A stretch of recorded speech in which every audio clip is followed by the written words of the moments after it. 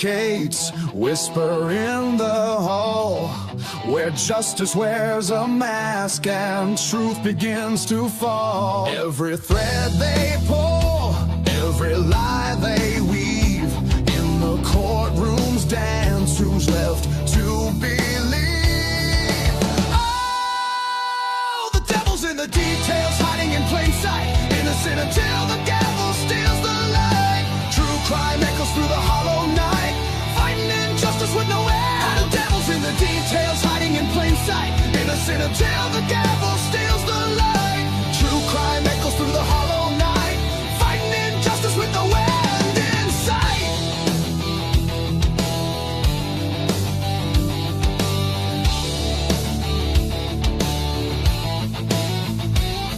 A photograph fades where the truth once stood, blurred lines between the bad and the good. The scales they tilt with every silver tongue, while the broken cry for a song unsung. Black robes sway like shadows on the wall, one wrong word and the mighty fall. Who's a sinner? Who's a saint?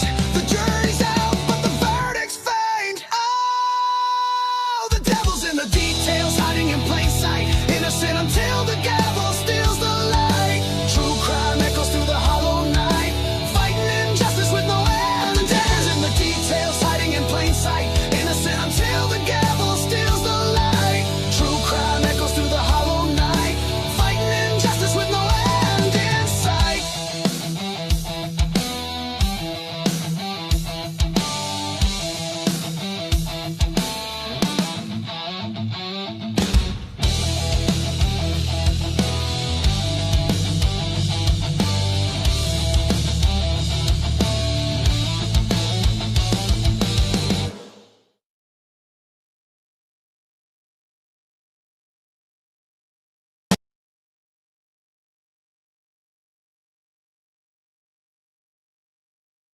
Well, hello out there, everyone.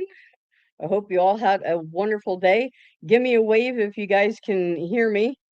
I sound all right? All right. Good, good, good. The guys backstage are telling me I sound all right. So, yeah, so I hope you guys had a great day today. And it's going to be a great show. The boss man, otherwise known as Lee, is studying hard for his drone test tomorrow.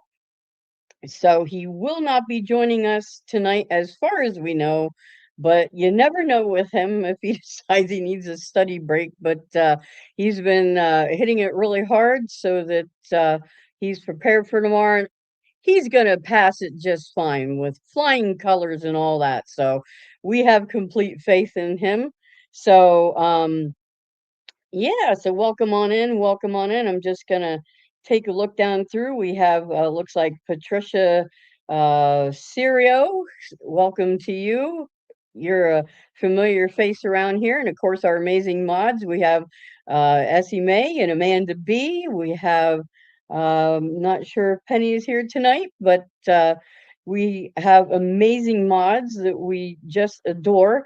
Looks like we have Caleb in the house tonight. We have Candy H2O. Welcome into you. Circus Music. Jamie McCready. Excuse me. Oh, thank you. Yeah, the Kurt Cobain on Sundays. For those of you who don't know, all this month we're going to be covering Kurt Cobain's kind of mysterious death. So, tune in for that. It's something a little different flavor on Sundays, since that's the night that Lee takes off to rest and recharge and get ready for the week ahead. He's a busy guy, and he needs that time away. So, Robin, sorry to cut you. Yeah. Robin, you're frozen on screen. So sorry. I'm frozen? You're okay. Now it came back. You were completely frozen. Am I back? Okay, now you're okay. I heard your audio, but you were completely frozen. It seems like it's good now. Hey, hi everyone. You might as well stay up here. All right. Yeah, I didn't mean to hijack you, but Yeah. No, it's okay. I'm glad you did. So, wow, that's weird. Okay. Am I back now? Okay. Yeah. All right. So you might as well just stay up here. So I'm just going to uh, go ahead and continue greeting everyone. Oh my Yeah. Go goodness. ahead. Well, it wouldn't be devil's advocates if we didn't have some kind of a technical snafu. So as long as the chat is working all right. Looks like we have Anonymous Mystic in the house tonight. So, and Chickadee, good to see you. Recognize your name, of course. And yeah, so the Kurt Cobain, we're having a really good time with that. And Looks like we're you're really frozen going to be again. delving into the meat You're this frozen. week. You're frozen again. And now you're The not. frig. Now you're frozen. Okay. I don't I know think why. I know what's happening. I think I know what's happening. I think it's my browser doesn't like it if I'm trying to look at the chat. So I'm gonna have to look at the chat on my phone. So you guys might have to be my eyes with the chat tonight. I think that's what it is. So I'll help you with it. yeah, you guys will have to help me, mods and you. So but yeah, really excited to continue with that stuff on Sundays. So I'm going to go ahead and bring up Dago if he is ready. Hello, hello. Hello, how are you, sir? Forget about it. I'm doing Good, great. Thank you good. for asking. Yeah, Thank you for glad to having me. hear that. So last night was pretty crazy. I don't think we're going to have Joe tonight. No. I think he had some stuff after work to do. Yeah. So he's still in his busy time of year. He's working late some nights and so forth and so on. So but Yeah. wanted to welcome to your mods, Dago, the Blue Crew and the meatballs Yeah. over there. So Welcome all of you howdy. guys. Thank Yeah. you so much for joining us, guys. I appreciate all of the cafe sliding on into home over here. Of course, all my amazing and wonderful blue crew that I could not exist without here out on YouTube streets. I appreciate every one of you guys, 1,000,000%. And again, thank you to the denizens over here at the Advocates for inviting us and having us and making us part of your family as well. We appreciate and love you all as well so very much. Yeah, right back at you. So, and 1-1, are you ready with Ready. your usual I'm opening ready. spiel? I'm ready. All right. I guess they missed it last night. Love you, Jackson, Juliana. Love you guys. Of course, and my wife. Have a good night. How does it feel to be alive in the den on a Wednesday night? Awesome we as go. always. Ladies and gentlemen, in a world drowning in noise, where headlines scream louder than truth, where narratives are sold like products, and where questions are treated like crimes, there exists a place where silence is interrogated. This is Devil's Advocates. We are not here to comfort you. We're not here to tell you what to think. And we sure as hell are not here to follow the script. We're here to ask the questions no one else dares to ask, to challenge the stories that arrive pre-packaged, to examine the cracks in the official version, and to shine a light into the places we're told to ignore. Because history doesn't move forward on certainty, it moves forward on doubt. On this show, nothing is sacred. No narrative is immune. No conclusion is final. We dissect the uncomfortable, we confront the inconvenient, and we explore the shadows between what we're told and what actually happened. We believe the truth can withstand scrutiny, and if it can't, then maybe it was never the truth to begin with. This is not a courtroom. This is not a verdict. This is the cross-examination of reality itself. Here, we argue both sides, not to confuse, but to reveal, not to inflame, but to understand. Because when everyone is shouting in unison, the most dangerous voice in the room is the one asking, what if we're wrong? So if you're looking for easy answers, this is not the show for you.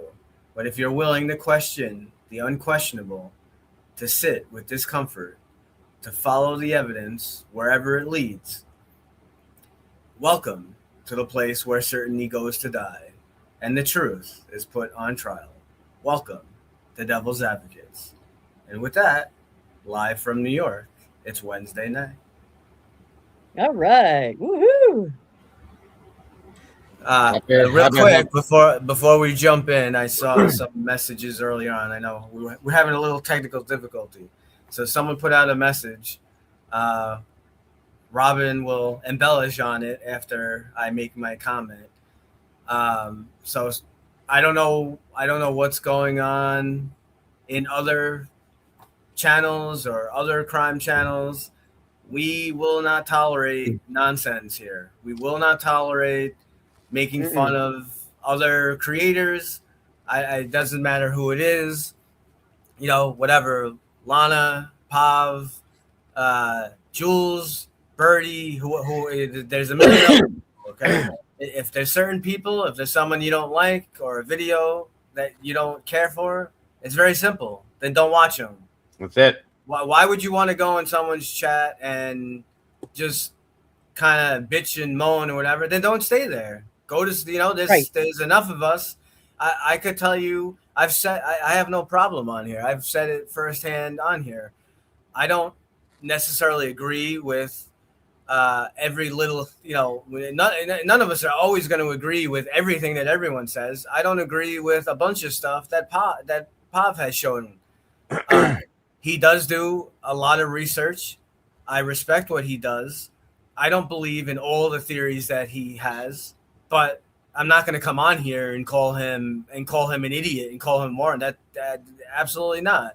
These people put a lot of time, effort, and research, including Lana, including a lot of people. So, if it's you don't like Jules, you don't like this person, you don't like that person, that's all I could tell you. Don't watch them then, But we don't put up with it. We will not put up with that. We don't do it in the cafe either. We never have. So no. So don't. We welcome everyone. We welcome everyone. But think of us like Switzerland here. Like we want to come here for the truth. We want to talk, Lee's cases and that kind of thing. We want to have a good time while we're doing it. So we don't want to be talking about other drama, whatever's going on in other channels. That's so. And frankly, we don't pay attention a whole lot to that kind of thing. So we would have no answers for you about really what's going on with other creators. Anyhow, we're too focused on our mission here on this channel, and so we just don't do that. So I mean, there's enough. There's so much. Nonsense and lying and crap going on in these cases. Yeah. Let's focus on that. Yeah. Right. So we don't do that. So please, we're just asking nicely. Please don't do that here. So anyway, but while you are here, please like the video, share it out, sub to the channel. There's all kinds of good stuff coming our way. Please make sure you go over to the True Crime Cafe and sub to Dago's channel. Like his videos. I mean, he's got such amazing content. So I mean, there's all kinds of stuff for you guys to enjoy. And stuff coming up that you're not going to want to miss. I mean, one of the reasons DA is taking this commercial drone pilot test is so that when he goes boots on the ground in the next month or so here, various places, he's going to be able to take some amazing drone footage. I know one place when he's planning on going to Delphi. So he wants to take some footage out on the bridge if possible. Not out on the bridge because you can't get on the bridge anymore, but out in that area, as long as he's going to research and make sure it's okay to do it. But so You can go out on it's going to the be really platform. cool. Yeah. And I may be joining him. My wife and I may be joining him. Oh, I'm so excited! That's going to be. I hope you guys can. I hope you guys can work it out, and you know that's going to be amazing, Dago. Oh man, so yeah. Yes, crossing our it's fingers very for close that to to where I happen. live. I can literally get in my car and be there within a few hours. So Yeah, I don't know that's that Lee guy's a little crazy. I thought he was getting a drone license so he could watch his neighbors. I don't know. could be. You never know. I mean, but you You can walk never out at the know. end of that platform they put that comes right onto the bridge, so you can stand there, and he could probably fly his drone right over top of that bridge and take a Right. lot of aerial pictures. That would be a great idea. So Yeah, yeah. So you know, it's definitely going to be worth it. And he said his studying was going well today. So, like I good. said, we have complete faith that he will pass with flying colors tomorrow for his test. So, Yeah, everyone send him positive energy, prayers, well wishes, and all that good stuff. So, but absolutely. he's a smart dude, so he'll be just fine. So, Everybody um, that's in here, real yep. quick. I'm sorry, Robin. I don't mean to interrupt you. I just No, go ahead. on my side of things over here at the cafe, guys, I dropped the link for the Devil's Advocate in here. If you guys would please hit that link just for a matter of seconds and jump on over to that side of things. That way you can like it up over there. Subscribe if you have not yet done it. Hit the notification bell real quick, guys. Please and thank you. That's all I ask. I appreciate that so very much. And my apologies, Robin, for interrupting you. I'm sorry. Oh, no, it's okay. It's all right. I figured you had a little housekeeping. And regarding the notifications, make sure they're set to all when you guys do that, because YouTube does this every so often. There's been a rash again of them messing with settings. People aren't getting notifications, or they're only getting this or that notification. So make sure you set them to all for not only us, but all your channels that you watch. I know the creators all appreciate it. They So, did you an know, they update. know that. I think they Sorry. did an update, and a lot of people have been being unsubscribed from channels again. Yeah. Everything you just said. Yeah. So make sure, guys, if you choose to be subscribed to Devil's Advocate and or True Crime Cafe, just make sure you are. That's Yeah. what Robin's saying, and yeah, YouTube needs to get Yep. their act together because they're Right? the professionals. We work for them, and they still can't get it right. So Yeah. Yeah. So, boy, oh boy. But with that said, I don't know about you guys, but I was wound up after last night. Yeah. yeah, it was pretty wild. Yeah. Yep. Yeah. The footage, I don't know how many of you guys were here last night for, you know, Lee was showing footage that he had received from Pullman PD of the standoff with Brent Kopaka, Right. and it was some wild stuff. Dega was kind enough to, you know, put up some of the footage that he had from Lana over at Truth and Transparency. Shout out to her. She's amazing, as we all know. And, you know, they were syncing up their videos because the stuff that Lee has is totally different than what Lana had from that time, and things just weren't matching up at all. Not even So, close. you know, what are a couple of the things that really super stood out to you, Dago? Well, they were when we lined everything up, they were identical in time. Lee even checked the time on his thing for the Zulu time stuff, and we had them lined up down to the second, and we played them. Completely two different videos, two different things going on. The stuff that you're hearing in Lee's videos we should be seeing in the video I had playing. None of it was there. Yeah, That's a problem. That's when we were all just kind of like, what is this fuckery? Because it was nothing but okay. And yeah, it's I'm gonna tell you this. I can't say I'm surprised. right. But damn, really, like enough is enough, guys. That's enough. And that's the biggest thing that stuck out to me was that they are literally like where were we at? 3 a.m. Okay, Right. 3:00. and 23 seconds to the second we lined him up. He's playing one thing, I'm playing another thing. There were two different separate things, guys. There's shit going on that you're hearing, but we're watching the video and you're not seeing none of that happen.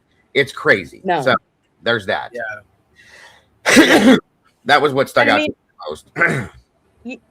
And I mean, I know there's time drift sometimes with body cams, but not like that. I like that. No way. And that you don't hear things at the same exact moment that you should be hearing, and you know, that kind of thing. I'd say What stuck out to you the most, one? I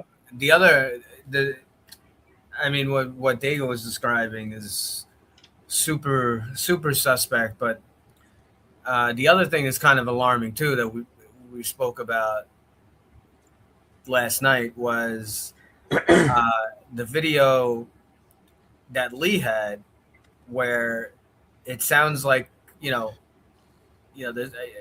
we're assuming we're assuming Kopaka is on the third floor and away, and we're watching this body camera and we're hearing these shots, and you hear the cartridge like hit the ground. It's like it sounds like the shot is like right there, is like right next to them. So that something's off with that too.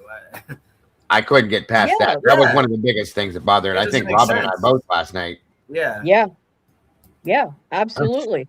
Because it just doesn't make sense. Go ahead, Robin. No. I mean, he's a trained soldier. He's not going to, lean out a window in order for the bullet, when it expels from the chamber, to.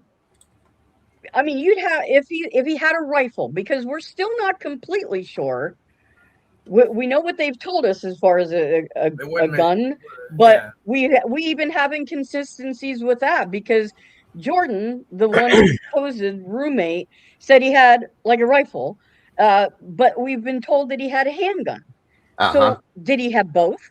Did he have one or the other? I think at some point you can kind of hear. Sure. Yeah, right. And I think, I don't know, I don't know if you could play to this, but at some point it almost sounds like there's a change in ammunition too. You can kind of hear a difference within certain sounds. Okay. Yeah. By the way, real quick, thank you, Jilly Bean, so much for that. God bless, hon. Heading towards our goal. That's amazing of you and very generous, and God bless, hon.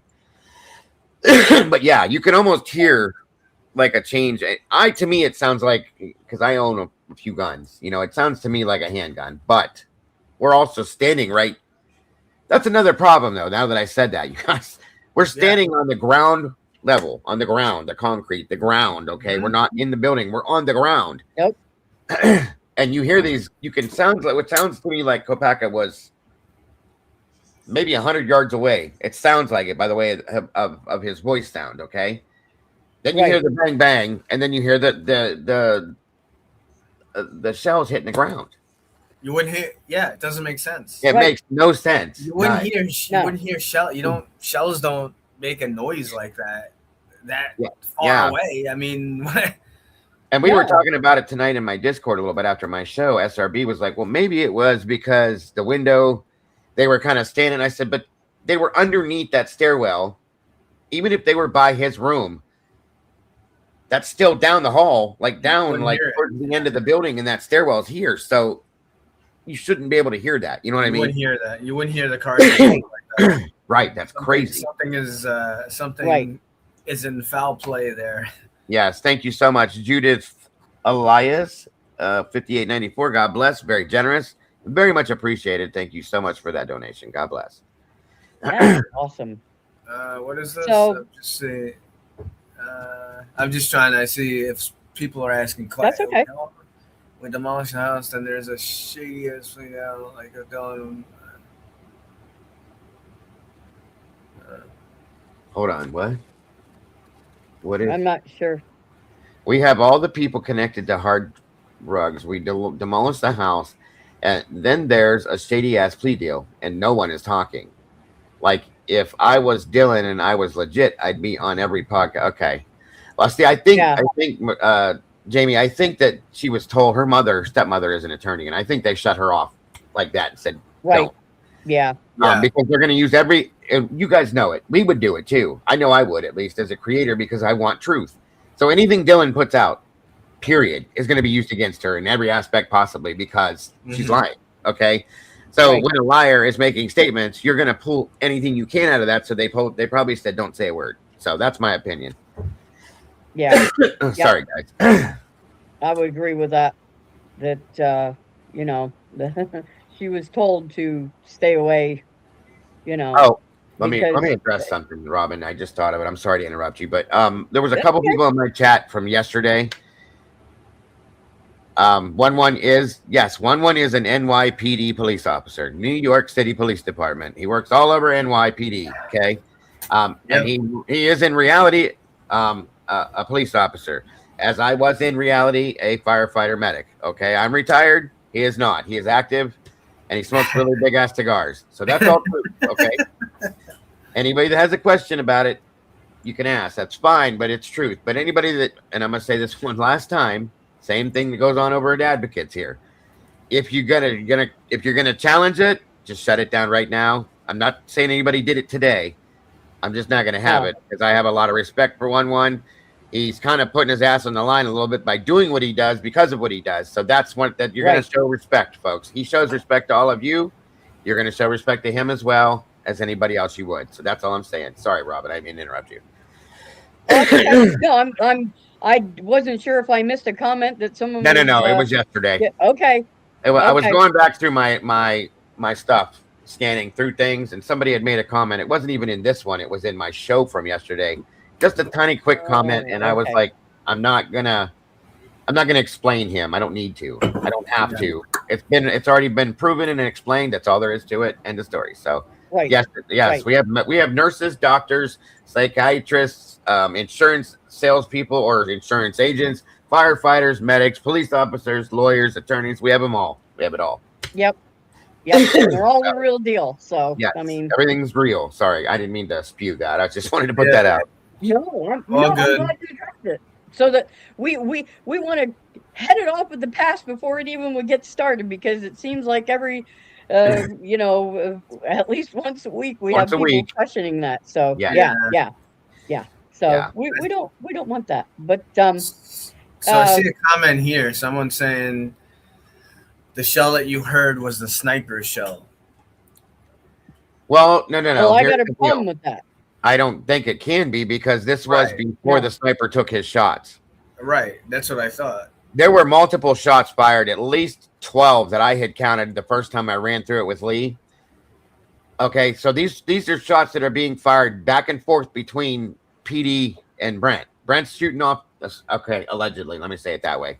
Brent is making his shots, and PD is firing back into the building at some certain times. Okay, that's what I'm saying. There was 2 shots fired by the sniper. The first one missed. The second one supposedly and allegedly made target. But no, this is way before that that sniper shot. Those sniper shots were taken. Sorry, guys. I don't really understand this comment at all, but I'll I let thought you. you thought BK was guilty. That I've never said that, Mark and Betty. But the second part of this, that's why you stopped covering it. And did you not do a 4-hour show today? I don't. I've been covering it for months. No, I've never ever said that I thought he was guilty. Yeah. Never. Okay. I'm actually on the opposite end of that. Yeah. Right. But it really can't be the sniper, because the sniper is going to be out at a faraway point from the building, right? Yeah, those shells would be laying by the road. Yes. Right. So you're not going to hear, because when I'm listening to it, it sounds like it's dropping right to my left, like right on concrete somewhere, or very close in the front.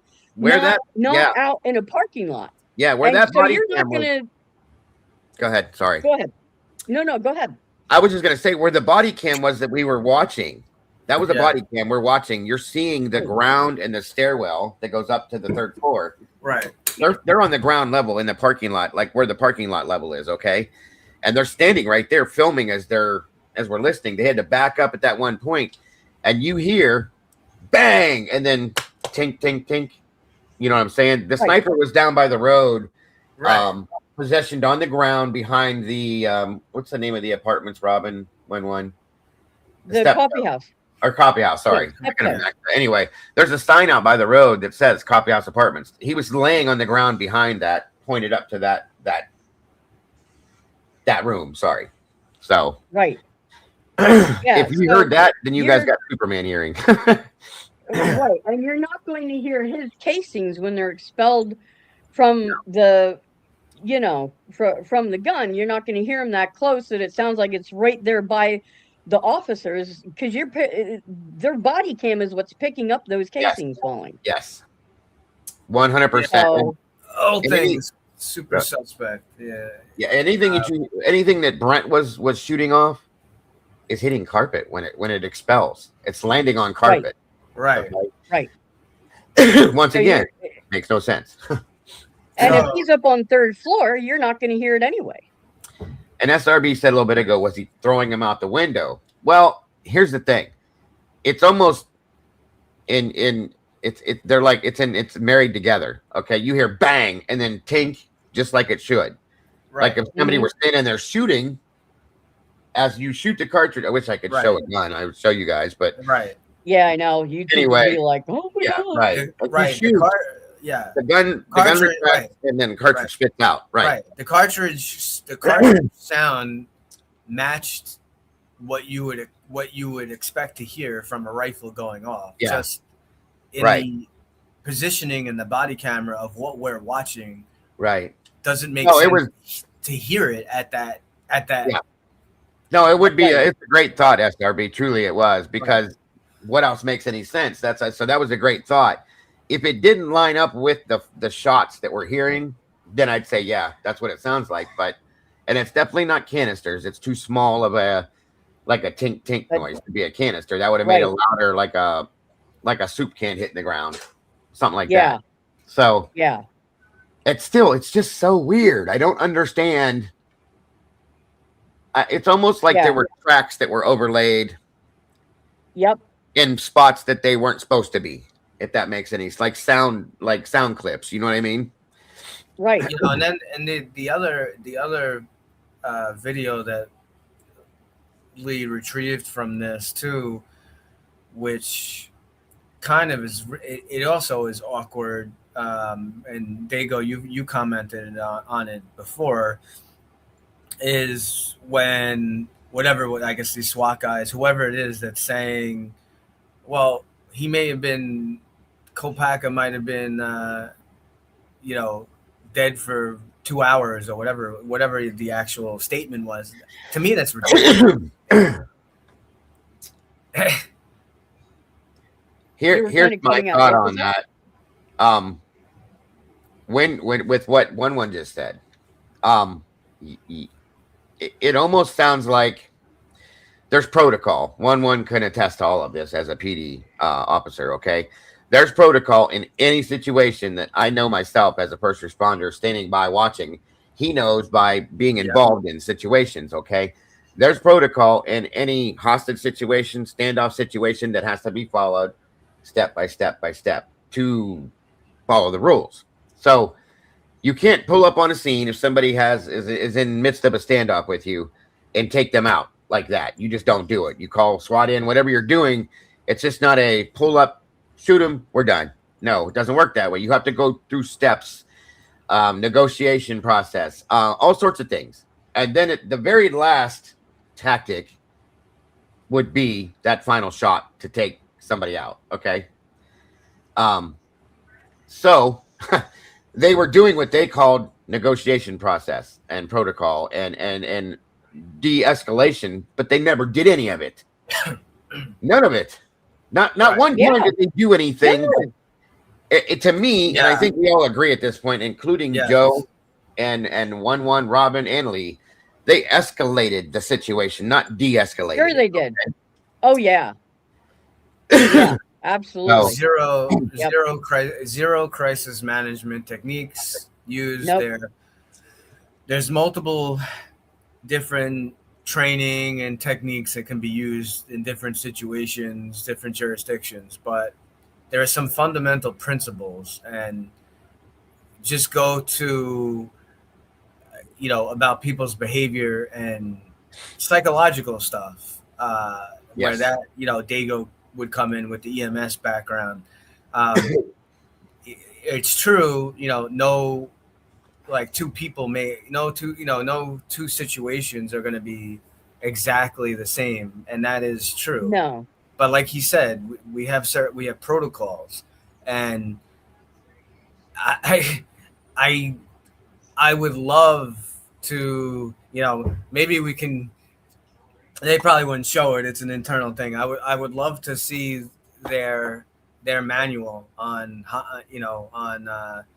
barricaded EDPs, emotionally disturbed person, or or a hostage situation. I'd love to know what their actual their rules and regulations protocols, because I just didn't. I saw zero crisis management. The first thing that you do when you, obviously, the job that they have is that this guy, Kopaka, was, threatening to hurt them or kill them or whatever, whatever the argument was that he had with his roommates.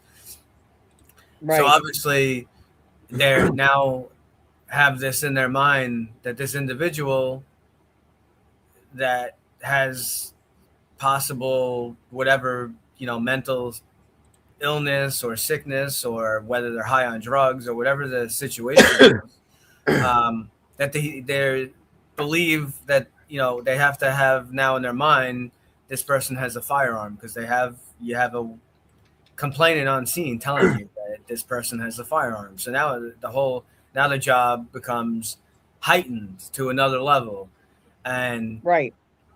telling him to come to the door and that kind of stuff. That there's nothing really. There's where was Washington State Patrol? Why? No, I was telling Robin something else, but go ahead. Bud. Why? Having someone, you try to get a rapport with whoever this individual is, and sure, the designated hostage negotiator or specialist, sure, they may make more attempts, like they have the expertise, and they should have probably more experience than other people involved in it. That's what they're specially trained in.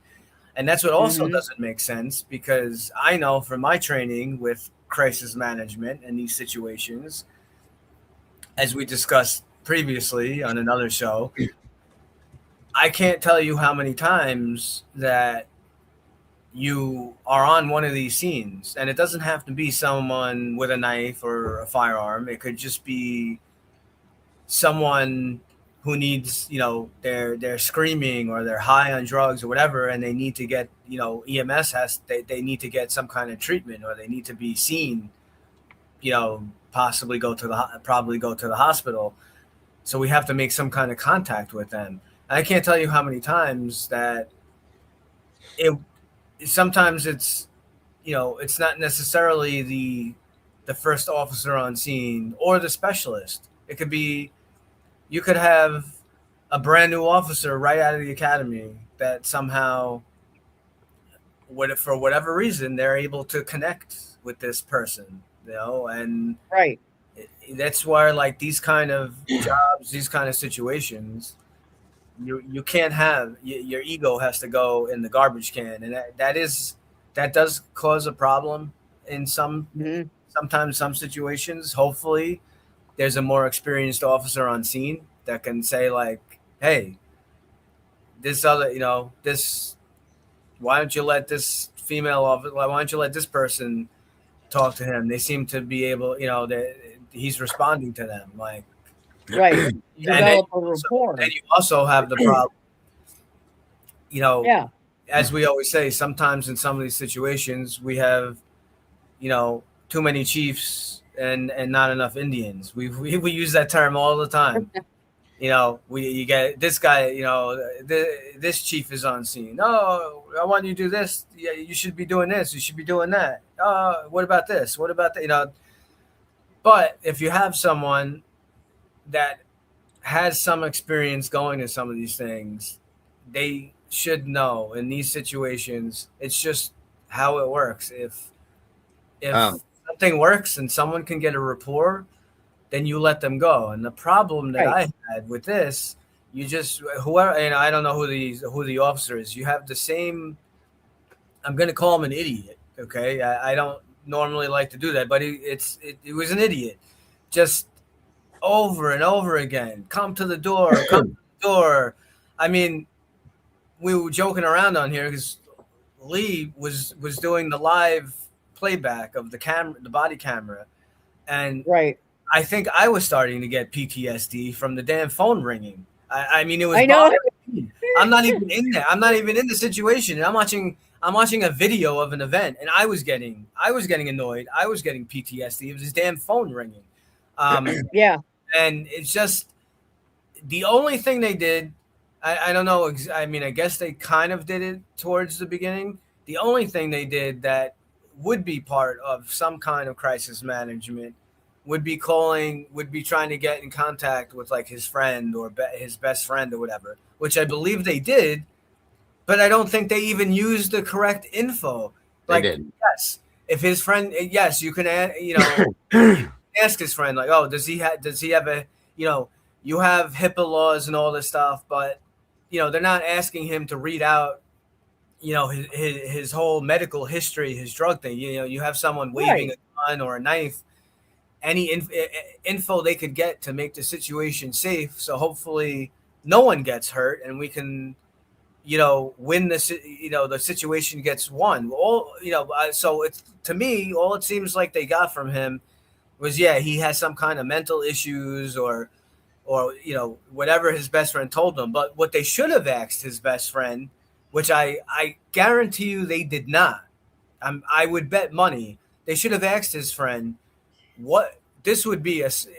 You do want to get his mental history or anything, any kind of that info. Definitely, you would want that. Anything that gives you an advantage. But what they Over- should have gotten was, does he like to play any sports? Does he like any TV shows? What movies does he like? What does he like to drink? What does he like to eat? Get some kind of, there has to be some activity, some hobby, something that he's passionate about. Find what that is. And then try to get. That's the point. Like, he loved Right. horror movies and stuff. Okay, they could have Right. brought that Right. topic up to him or something, and pull that up just for a quick second. I'm not going to read this, Robin. I just want to show something real fast, if you don't mind. Nope. Just to give you a quick, real fast something. I know this is a fact. Okay, this is standard everywhere you go. I'm sure one will agree. Okay, now I'm not going to read this to you guys because it's going to take forever. But there's a book. Okay, I'm scanning through this whole thing real quick. This thing's about this thick. It's an SOP, standard operating procedure for just about everything within law enforcement, EMS, fire, and all that. Okay, there is one of these in every police department in America, and then some, even overseas. Okay, Yeah. so they will refer to this. A lot of them, like most SWAT teams, have this stuff memorized. They do this daily and so on and so forth. But if they don't, they go to this book and they follow step by step by step, just like 911 operators do on their CAD systems. Right. How to deal with this. SOP. Period. I'm telling you right now, they said they had 3 to 4 negotiators there that night. Once again, you guys, we were there listening to this. Yep. I'm calling bullshit. They had one person talking. They never switched him out, and he did nothing, just like 1-1 said. Nothing. And right. Answered the phone. and he did the right. Go ahead, Robin. No, he just kept saying the same stuff over again and again, and it's like that is not doing the job. I mean, that is not de-escalating the situation. I mean, I'm not law enforcement or anything, but I know that much. I mean, I mean, I've dealt with mental health for a long time, and so there are techniques to be able to calm someone down, just on a person-to-person level, let alone in a situation like that. So and they committed the cardinal sin too. Whoever this SWAT guy is, I'm sure someone knows whatever his name is. He committed the cardinal sin. Yeah. When you go to these jobs, and especially in this situation where maybe early on they're just going by the info that the roommates have given. So they can't confirm. They don't know 100% necessarily that he has a gun or doesn't have a gun, but they should, they have reason to believe that he does. In these situations, the worst thing probably it would not even be on a list of, like, if you were to follow like a manual, or you were to follow like a bunch of steps. Oh, let's ask him if he likes a sport. Let's ask him if he likes a hobby. Let's ask him if, does he want cigarettes? Let's ask him if he wants this. If you followed like a whole list of things, and we could probably sit here and brainstorm, and just within a few minutes, we could probably come up with 100 things real quick. Yeah. You know what would not be on that list? You would not tell the person, and in this case, Kopaka, you would not tell him, friend, come to the door. You're gonna be arrested. No. No, that's not conducive to giving yourself. I mean, you would never say that. You would never say that. Right. No, not at all. This guy couldn't have negotiated his way through a kindergarten fight, let alone a situation like this, you guys. It's insane. Horrible. Yeah. I mean, just in that alone, in that one statement he made right there, that situation, that right there, that line that he said, come to the door, or you're going to be arrested. That could have wound up being a firefight right there. Yes. He could have been. Yeah. He could have been like, oh, you're not taking me. You're not fucking. And he could have just started shooting. And then one of the an innocent person, one of the officers could have been shot for what? Just because you're being an idiot. And I mean, I don't know how much experience this guy has, but he didn't do any training that I've been to. And I'm not a hostage negotiator, and I'm not a SWAT officer, and I know. Yeah, but I would have used. Training. I would have. Yeah, I would have used many. I would have used many other techniques. They teach basic to like patrol officers and stuff like that, and to EMS and fireworks. Basic negotiation tactics, okay, to get through a certain situation, and they didn't even use basics that anybody would know. There's like federal laws, folks, federal codes. Somebody threw it in the chat. U.S. Code 34-12601, which is cause of action. This falls under that. That's a federal offense on their part. Okay, just if you don't mind me reading this, just real small paragraph for you guys to understand. No, go ahead.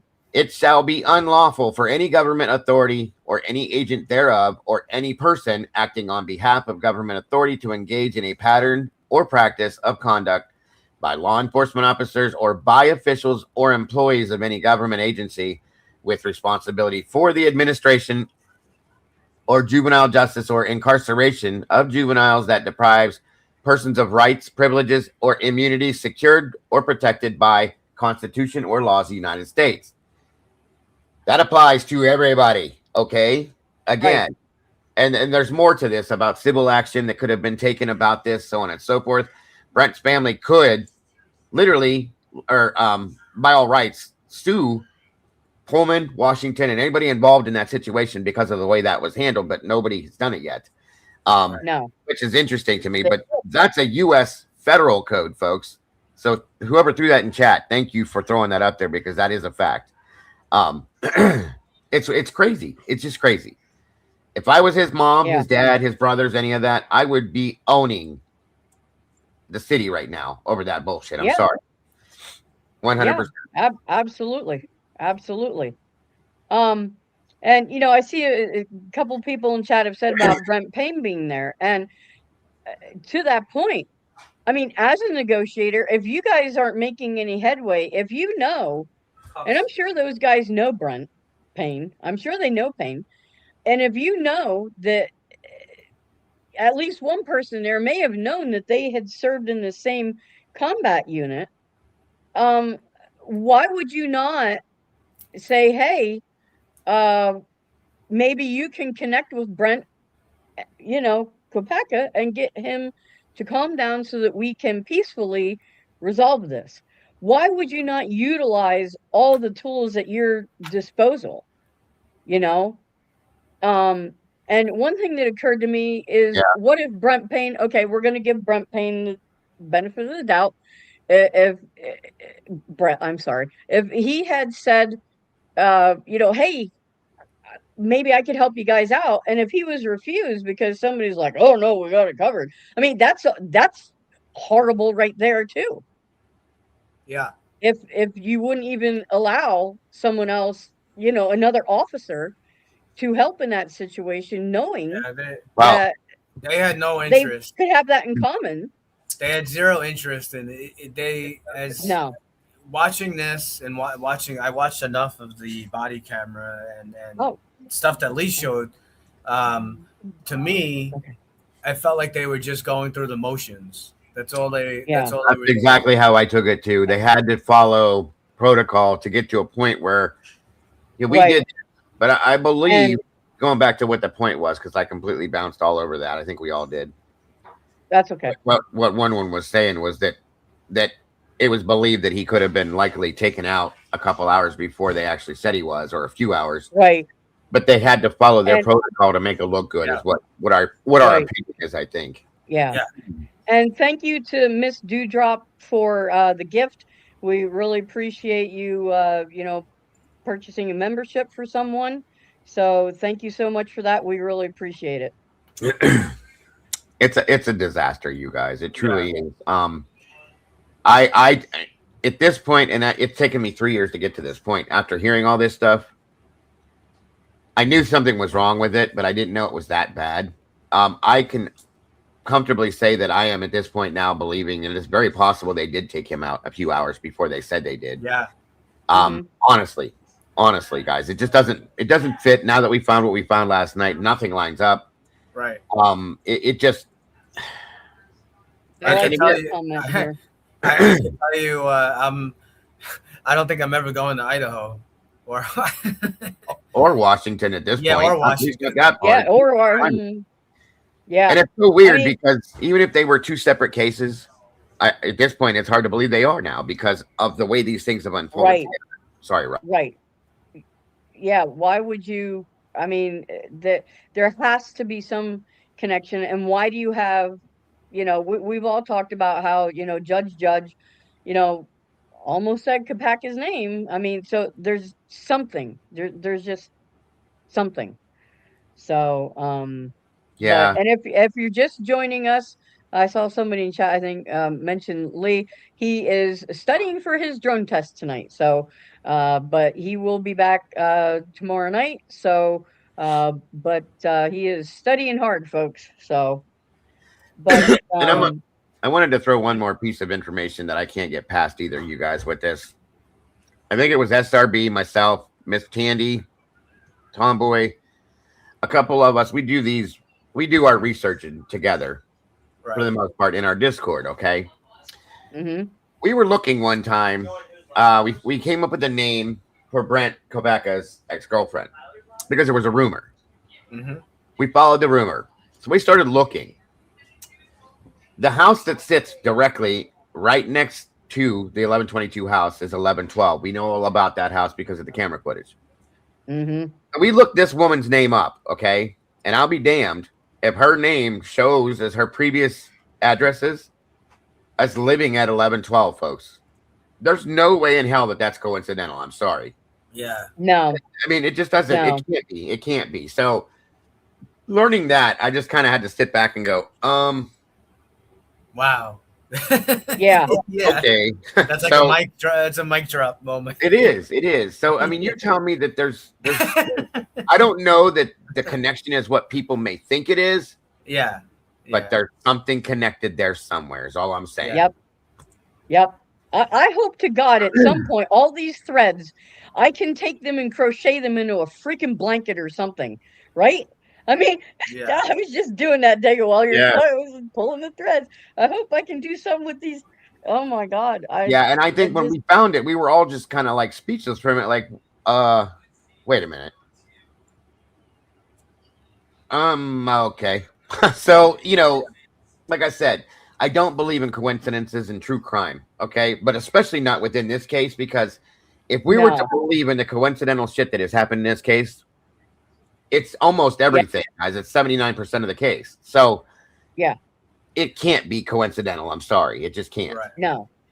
And another thing that lends credence to the fact that, um, you know, Brent Kopaka could have been killed earlier in the day or that evening or Right. whatever is the fact that they didn't evacuate. If Why would you evacuate if there's no danger to people any longer? If the Yeah. threat was neutralized hours ago, Well, so you wouldn't need to evacuate but people, even early on, they should have evacuated. right? I mean, Oh Well, yeah, right they could have away. at that time I mean, too. a person, possibly armed, that is mentally unstable, you would get everyone out of there. Yeah. Yeah. Right. Robin So- hit that note last night after the fact, saying, and it threw me like, whoa, wait a minute. Okay. Good call, Robin, Yeah. because here's what I'm starting to think, you guys. Lee last night said, and we've talked about this over on our thing too before, because these are set in clips, okay? Just like when Jules originally got the 11-12 footage. They came in 5-minute increments, Right. okay? Put that together. Awesome dewdrop. Go ahead, Robin, if you want to address that. Very awesome. Yeah. So it says, thank you so much, Miss Dewdrop. JFK had Oswald. Idaho 4 has a lone wolf narrative. But what about Brent Kopaka, dead in a SWAT raid just miles away? If you want to hide a psyop, you don't just tear down the house. You remove the people who know too much.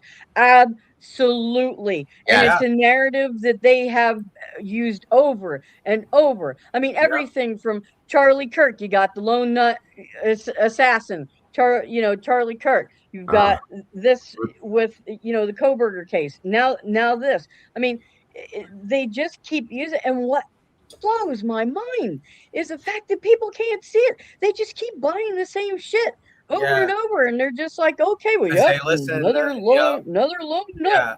with a gun. And they And mainstream media just will keep force feeding and throwing it down your throat. So when you hear things enough times, and not to attack the mass, the majority of people, but not everyone has a fascination or a deep interest in like true crime and and whatever. Right. They're going about their day and they have their hobbies and whatever they're interested in. They're working, Right. they have families. So, but people do want to know kind of what's going on in the news. But that's the problem, is that mainstream media it's not the news anymore. And this is a reoccurring theme that keeps happening. And it's like on the level that it's on now is like, where does it end? It's a propaganda machine. That's what it is. It's just a propaganda machine. There is maybe maybe there is someone out there, but from what I see, I don't see any investigative journalist like there used to be years and years ago. I don't see it. The investigative journalist is us. us. Exactly. It's us. Exactly. And let me throw you something here, guys, real quick. Were you done? One. I don't want to step on you. Yeah, go ahead. No, yes, sir. I mean, and I forgot about this, and I got to thank Tomboy for reminding me. That ex-girlfriend that I told you guys about, I never, Carrie Langley or something. I can't think of her name right now. Anyway, she's also connected. Now, think about what I'm getting ready to say to you guys when you hear this. She's also connected to Skylar Mead, who was the other case that Ann Taylor was taking on, the other death penalty case. Right. Okay. And Nicholas Umpenauer, okay? Which, again, these people, according to them, there's no connection. But are you serious? Are you serious? How is there no connection, but that connection exists? Yeah. Once again, if you tell me this is a coincidence, bye. I'm done. Okay? Yeah. I mean, come on. There's no way in hell that there's a coincidence. And I almost wonder if Anne took the Mead case on because there's something in the background that she was looking into that may relate to this other situation, is all I'm saying. Okay. I think that's a very good possibility. Yeah, guys. So Yeah. for those connections to exist, it's like, come on now. Let's play real. Right. Yeah, absolutely. It's crazy. I wanted It is. to bring up. I've seen, like, not in the chat, but I've seen in a few channels and a few stuff, places I've been. A lot of people have questions about the cell phone stuff. I wanted to bring something up real quick. Yeah, we all have questions about Not that. a long, not it's just another thread that we like to show, right? Another thread. So what I was gonna do, it's not long. I don't know if you guys have it available, but I was just gonna read a little paragraph from the PCA. So I know sometimes we get some new people in here, and why I want to bring this up, I think this is an important point because it's great toilet paper. One of the things that, like what we were just talking about, that mainstream media keeps, they keep throwing the crap at the wall. They keep throwing it out there. And two of the things I know offhand was that Kohberger cleaned his car in his garage with bleach, right? For how long did we hear that? It was at least over a year, probably a year and a half. They're still saying it. All proven false. The other thing was that he was throwing garbage in his neighbor's garbage. Also, no, I'm not. Maybe he did, but there's no proof of it. There's nothing. There's no evidence, no proof of it. So they said no proof of it. Right. So they kept throwing that out there. So that was a big thing. And obviously, if you're throwing that out there night after night on all different channels, different these different mainstream media, I don't know what you want to call them because they're not investigative journalists, that's for sure. The other big thing that they so that's throwing it out there, and it's kind of like trying to make you believe, putting a narrative, controlling the narrative, right? Mm-hmm. So it seems everything's about controlling the narrative. So what was another big thing that they kept saying that, it was something that bothered me. So besides from the, what I know about responding to 911 jobs and some of the stuff I've been involved with. So besides from the 8, 9, 10-hour delay of calling 911, which is ridiculous, another thing that they kept throwing out there day after day was that Kohberger turned his cell phone off. So because he turned his cell phone off, well, that was something that we talked about it a little bit in past shows, whatever. That was something that I couldn't really get past in my mind as well, thinking about it. Because what would be a reason to turn your cell phone off, right? Is because you wanna hide where you're going, you wanna hide your location. But if you think of it just in that aspect, sure, that will mask, where you're going. But as we always say, right, that a lot of times with some of these cases and some, these things that we look at, it's not what you see, it's what you don't see, or it's not what you hear, it's what you don't hear. That alarm bell should be going off in your brain. So what am I talking about? What does that have to do with this? Well, what that has to do with this, you have to look at someone, at their behavior. So to me, a few things with this. Kohberger's phone, so-called turning off,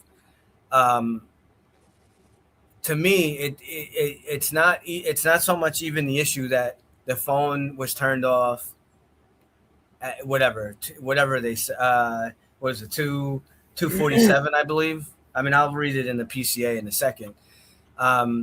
The issue with it is, to me, is you have to look at his behavior over a period of time. Like, is this something that happened over a few months? Like, so he likes to go drive, and I haven't heard this. I haven't seen this anywhere. Apparently he likes to go driving around and he likes to look at the stars or stargazing, right? So Right. what I would tend to see, based on the info that we've been given and what we've heard about the cell towers and stuff that's going on in that area, I would tend to think that we would see his phone with so-called look like it turned off on multiple different days or different times. And I wouldn't be shocked if we did find that, if that's accurate. If he likes to go driving and he likes to go to some of these areas, you should see that his phone appears to turn off.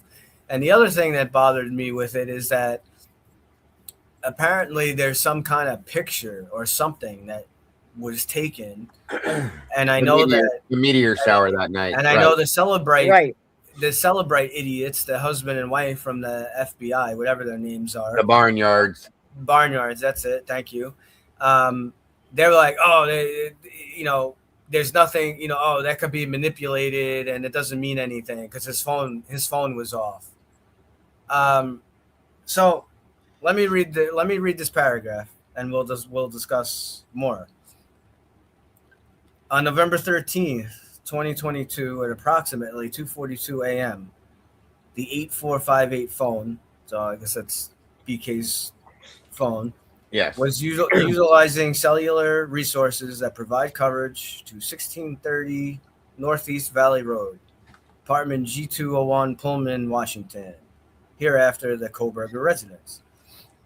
At approximately 2:47 a.m., the 8458 phone utilized cellular resources that provide coverage southeast of the Kohberger residence, consistent with the 8458 phone leaving the Kohberger residence and traveling south through Pullman, Washington.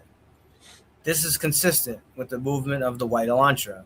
At approximately 2:47 a.m., the 8458 phone stops reporting to the network. Now, listen to that. I'll say it again.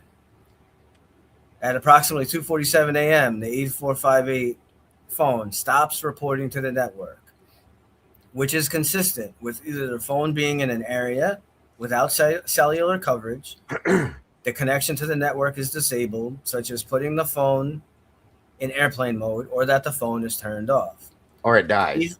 The 8458 phone does not report to the network again until approximately 4:48 a.m., at which time it utilized cellular resources that provide coverage to ID State Highway 95 south of Moscow, Idaho, near Blaine, Idaho, north of Genesee.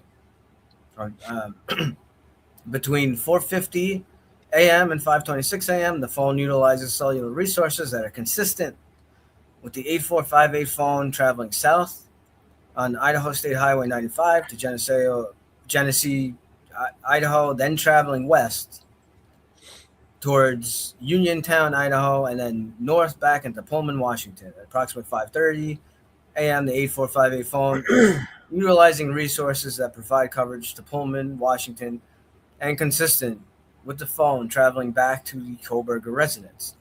The 8458 phone's movements are consistent with the movements of the white Elantra, which is observed traveling north on Stadium Drive at approximately 5:27 a.m. Based on review of the 8458 phone's estimated locations and travel, the 8458 phone's travel is consistent with that of the white Elantra. Further review indicated that the 8458 phone utilized cellular resources on November 13th, 2022 that are consistent with the 8458 phone leaving the area of the Kohberger residence at approximately 9 a.m. and traveling to Moscow, Idaho. Specifically, the 8458 phone utilize cellular resources that would provide coverage to the King Road residents between 9:12 and 9:21 a.m. The 8458 phone next utilized cellular resources that are consistent with 8458 phone traveling back to the area of Coburg residents and arriving to the area of approximately 9:32 a.m. Wait, can I throw something into the middle of what you're saying? Yeah, go ahead. I'm almost done, but go ahead. What he just said, okay, where he was talking about the part with the phone, one of the reasons why he said this happens is it drops off the network. Yes. We know that there were 3 towers, okay? Yep. 2 towers. 2 towers are towers that connect to that area there.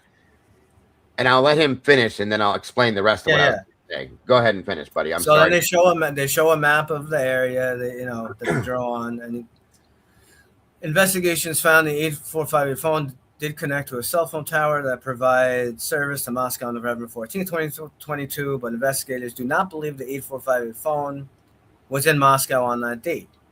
The 8458 phone has not connected to any towers that provide service to Moscow since that date. Based on my training and experience, this is a bunch of horse shit, and the facts of the investigations thus far, I believe that Kohberger, the user of the 8458 phone, was likely the driver of the white Elantra that is observed departing Pullman, Washington, and that this vehicle is likely suspect vehicle 1. Additionally, the route of travel of the 8458 phone during the early morning hours of November 13, 2022, and the lack of the 8458 phone reporting to the AT&T between 2:47 and 4:48 is consistent with Kohberger attempting to conceal his location during the quadruple homicide that occurred at the road residence. Not even close. Not right. No. So what I wanted to just read one other thing that I found, and then we'll have a discussion. So this is something that I found. I didn't write this, but just listen. So it was people discussing about the phone and whatnot, and this person says, they're talking about phone data. Okay, so they're talking about timing advance records. Timing advance data continues to be logged even if the phone reaches an area without network coverage and stops pinging towers.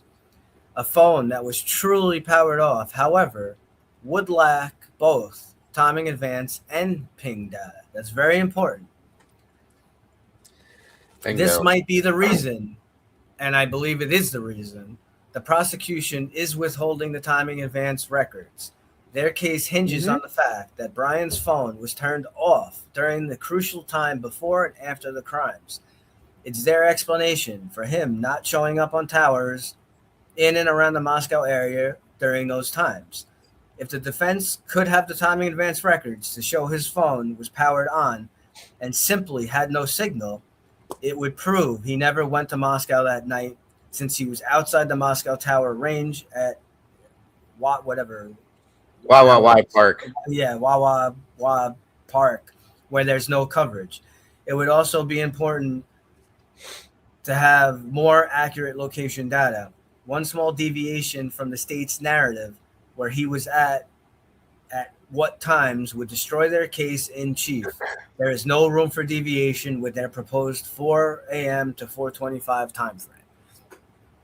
Yeah. So let me throw something at you guys real quick, and I bet you this sticks to the damn wall.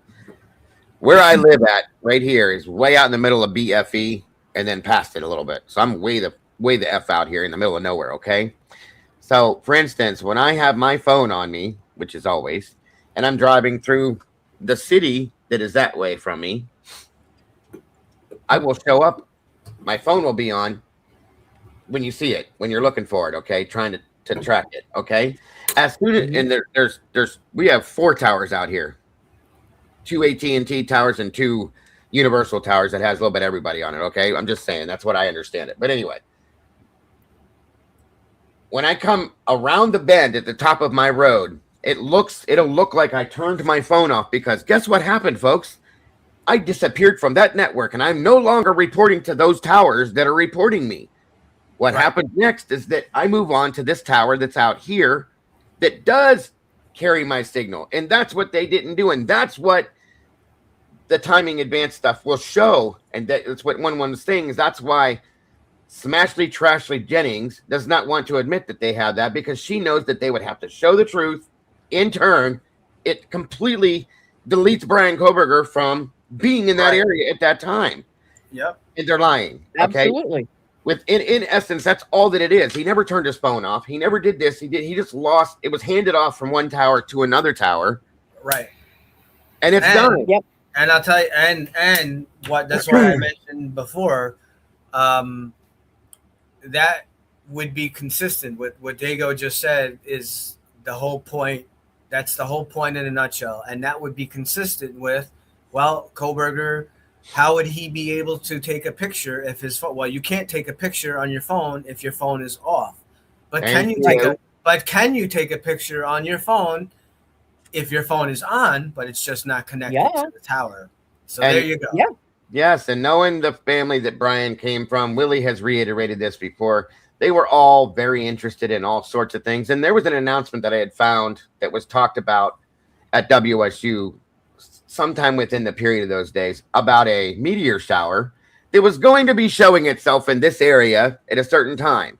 Well, we know that Brian is a smart dude and he's very interested in certain things and he likes to drive and do this and that. So why would it be out of the far reach of common sense to think that, gee, since Brian really probably didn't have a whole lot to do with his life, he didn't have a ton of friends, he was new to the area, why would he not drive on out to Wawa Park to check out the meteor shower? I would have done it and take a picture of this thing on the phone that was turned on.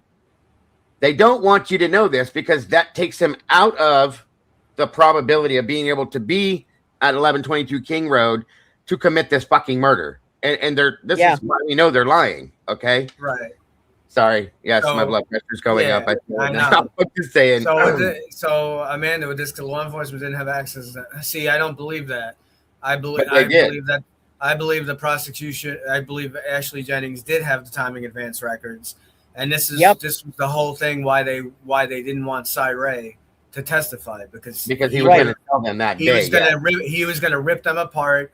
And I saw someone else said it above in a comment. I'm sorry I didn't get to post it. It was going to show that Brian did travel south. He went south, and it would have matched with what he was saying, that he did go to the park, and it would have ripped apart their case. And Hippler said, nope. And Hippler knows all about this just as much as Jennings and Thompson and everybody else, including Ann Taylor. They all know this, okay? And that's why Hippler said, there's people's jobs on the line here. And he automatically went back and said, Mr. Ray didn't even talk about the 7-day period because it doesn't fucking matter, folks. It doesn't have anything to do with it. The feds don't need that 7-day bullshit, even if it did exist, okay? They can do what they want, when they want, how they want to do it. Hence the 3 letters in front of the name, Fed, okay? Period. That's it. Right. That's all there was to it. And it's very simple. They know this. If you watch the video, know it. Of course they know. Yes. Lucy Morningstar put out an amazing video, folks. Body language is an absolute science, okay? It may be somewhat junky, but it's real. When they were talking about this, if you watch Lucy's, if we put Lucy's link in there, guys, I would appreciate it. If you watch her video, you can watch Ashley go into panic mode. When he says what he says, her face, she looks at somebody and gives the death look and makes this, I think I just pooped my pants face. She knows that if it were to be brought out that day, if they were to allow Cy Ray to talk, it was over right there. A whole big bag of shit was going to hit the fan, and it was done. End of story. She blatantly sat there and lied and said, Your Honor, they're saying that we have this timing advance data, and we absolutely don't. You're a lying piece of shit. Yeah. And there's a man sitting in prison right now because you lied. For whatever reason you did this, you lied. And that's the reason why. They lied about that, and then they lied about suspect vehicle 1. They knew that certain time periods that they specifically mentioned in the PCA, and we know now 100%. It's not a question. Oh, maybe not now. It's true. We can't see who's driving the car. We don't know who's driving the car. Correct, but So we do know it's not BK's car. That's Because right. BK's car does not have fog lights. So unless we're going to go down this rabbit hole again of the clip-on fog light. Right. Yeah, we don't want to do that. Don't get me They go and rolling. crash out. Don't get me going on that fucking shit. But yeah, that's the point right there, though. And I'm telling you guys, if you're not understanding this, and I'm being real here now, I'm not trying to be comical. I want somebody, the link is in the chat. Click that link to Lucy Morningstar and go watch her timing advanced data video. And I'm telling you, your mind will, the top of your head will blow off and you'll completely understand it if you don't. It's absolution, folks. It's absolution to the situation to know that the prosecution completely lied. They lied. Yeah. Blatantly and absolute lied and got away with it. Okay? It's sickening to know that judge sat there knowing that she was lying and allowed it to happen, guys. That shows the absolution and corrupt absolute. I keep saying absolution. The absolute corruption, that is going on and has been going on throughout this entire case, and it's right there in front of your face. It's sickening. So this comment, so we have proof. Could somebody prove? Well, I mean, that's what we're trying to do. That's where we're putting all these FOIA requests in. We're trying. We're that's we yeah. I mean, we do documents and appealing this and appealing that, and there's only so much we can do. We're trying. Right. And they truthfully and honestly, you guys got to understand, they don't give a shit what we think. They don't care what we say. No. Is it going to push them to look into it at some point? We all have our fingers crossed, our toes and our butt hairs all crossed right now, trying to hope and pray that this is going to be something that they're going to look into. That's why we're all pushing it. The point is they've obviously been doing stuff like this forever. Okay. Yeah. And now it's just been noticed because this wonderful little tool we have here, and we're calling it out. Are they going to? My biggest thing is that the Department of Justice would have to be the ones that would say, "Hey, what the fuck are you guys doing, and why?" Right.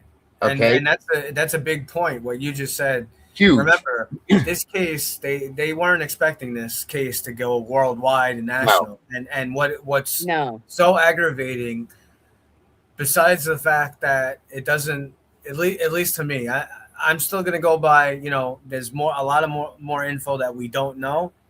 I'm not gonna say 100% BK is completely innocent, that he wasn't there at all, that he had nothing to do with anything. Do I think that he committed the murders? No, I don't. Maybe he drove one of the cars, or somehow he was there at some point or something. Possibly. I don't believe that he killed anyone. The evidence just is not there. I mean, I don't know if you guys have ever been in a fight, or not even a fight, like just like if you've ever, you guys who have done yard work, think about like just being in your backyard and taking an axe or taking like something and just like hitting something over and over and over again. You're gonna get bruising. You're gonna have marks on you. And this was another thing that's super alarming to me. Kohberger, now it's kind of funny because it had the opposite effect on me. Again, what's their name? Barn bums? Oh, they're called the Barnhards. I call them the Barnyards. Barnyard. I'm going to call them barn bums. They made this whole big deal, this whole big thing, which, again, I don't know why they're going on whatever, interviews, and they're giving their opinion of what pictures mean, because their expertise is supposed to be in phone dump data and that kind of stuff. Why are they evaluating what a picture means? Not about the time or that. They're talking about what a picture means. So remember, Kohberger apparently had just lost a bunch of weight and he's into working out now. So he took a bunch of selfies. That doesn't mean that he committed. I know a lot of people that take selfies and do kind of stuff like that. And so what is alarming to me is opposite kind of what they said. They're showing all these pictures of him taking pictures of himself, right? Like you see his stomach, you see his arms, you see all of him. You know what I don't see? I don't see any bruising on him. You're gonna tell me Nope. that he was involved in stabbing by their narrative. He did this alone.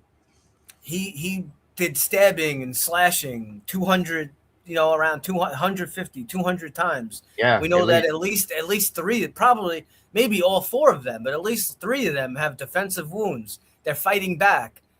This guy's Right. not going to have one little scratch on him. Not even a blemish. You got not even a blemish. Not even if you even have this in your mind.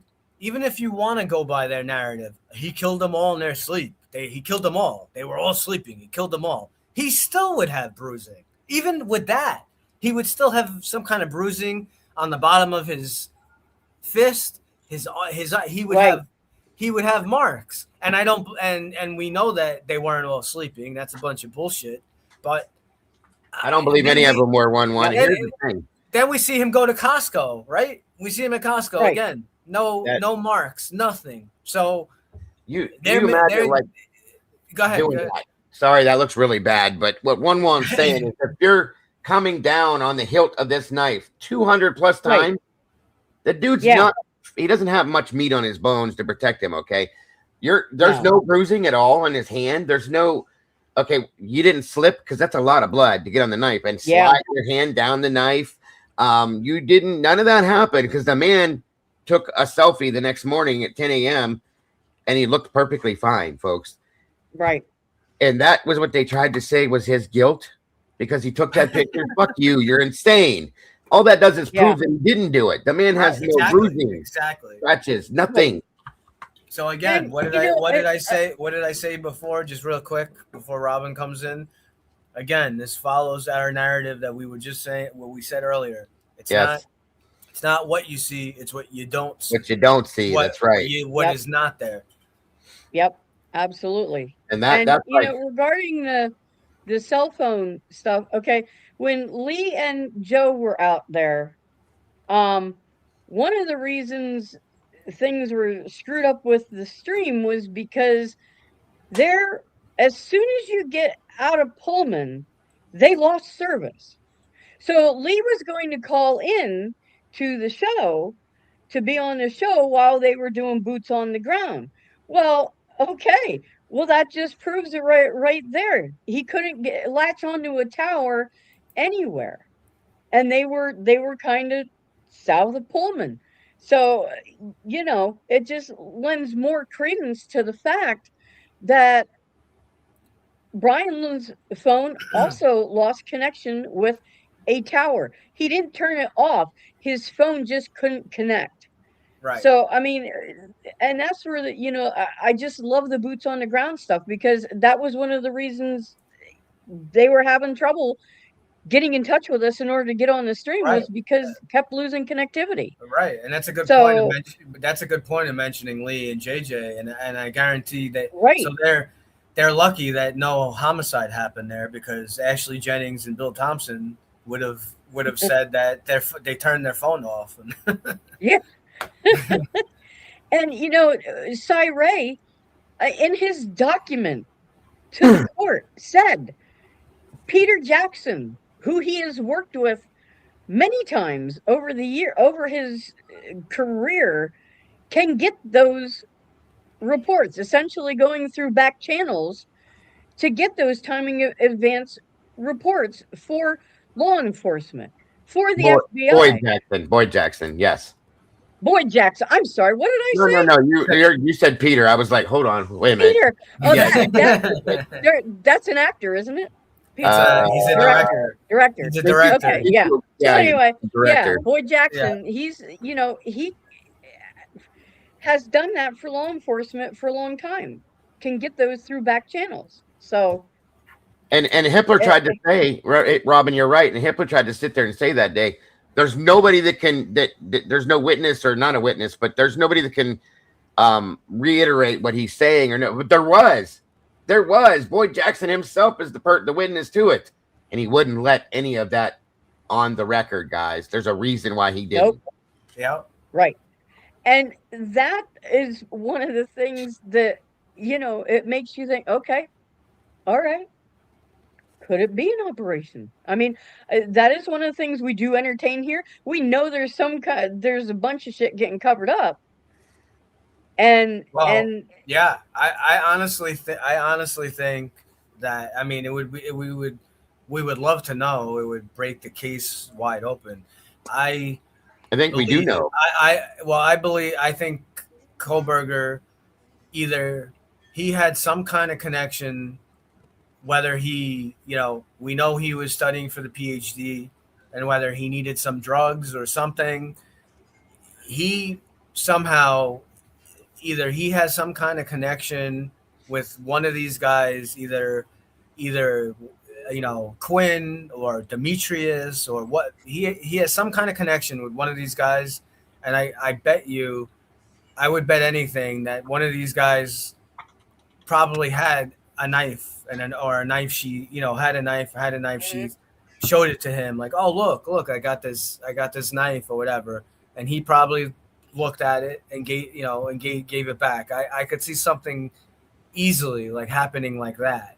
And now they know that he touched it. But that's a whole, I also have a strong belief too that the knife sheath was planted. The fact that there's no body camera recovering it, and how important, how big they are about having body cameras on. And now you're walking. Why would you not have your body camera on? You're in a crime scene. Like, doesn't, very, very right. suspicious. No one's been able to get those that we. Well, Ann Taylor herself said, ladies and gentlemen, blah, blah, blah, blah, blah, blah, but this knife sheath was placed. Okay. Right. Well, you don't place something that wasn't supposed to not be there. Okay. I'm just saying. Right. Brian Koberger's father even made a statement in the Patterson book that to Brian's best friend's mother, and said, Brian didn't do this. And she said, the Brian that I know didn't do this. Well, that's the same Brian that everybody knows, folks. The same one that really knows, that we've talked about time and time again. And he said that knife sheath was not found when they said that it was found. Brian Koberger's father said that. For him to know that, obviously something was put out there that is not wanted to be known. So again, absolutely, this entire thing is one of the biggest jokes I've ever seen in my life. But that joke has taken 5 lives, okay, and messed up many other people's lives, including some of ours, guys, okay? To be honest and truthful with you. Yeah. You know what sleep I've lost over this? And I know, because I've talked to Lee, sleep that he's lost, and many of my people in our community and over in this community. And it's rattled our minds, because how does this happen in the country that we love so very dearly, that is supposed to support all of us as we support it? And it's happening day after day after day. And it's happening right in front of our eyes, guys. It's sickening. Yeah. And now this comment. Which comment? I love this comment, because we do need to keep going. I know a lot of people say, and I'm not calling you out or anything else, Karen. I'm glad that you said that statement, because we do. Yep.